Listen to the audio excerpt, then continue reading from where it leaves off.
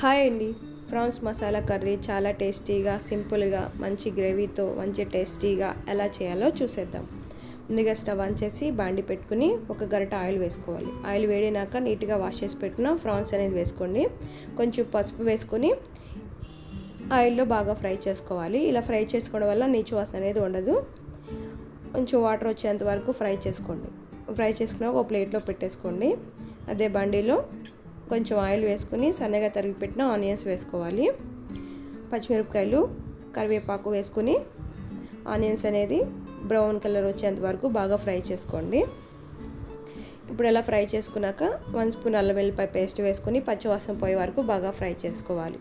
ఈ కర్రీ వేడివేడి అన్నంలోకైనా చపాతీలోకైనా చాలా బాగుంటుందండి. ఇప్పుడు కొంచెం పసుపు, సాల్ట్, కారం, గరం మసాలా, వేయించి పెట్టిన జీలకర్ర పొడి అన్నీ వేసుకొని ఒకసారి అలా మిక్స్ చేసుకోండి.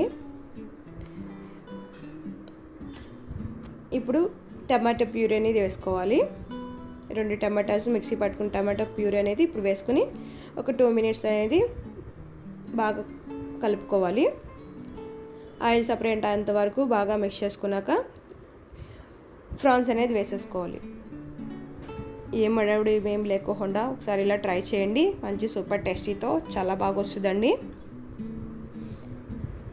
ప్రాన్స్ వేసుకుని ఒకసారి అలా మిక్స్ చేసుకోండి. 1 కప్ వాటర్ వేసుకోవాలి.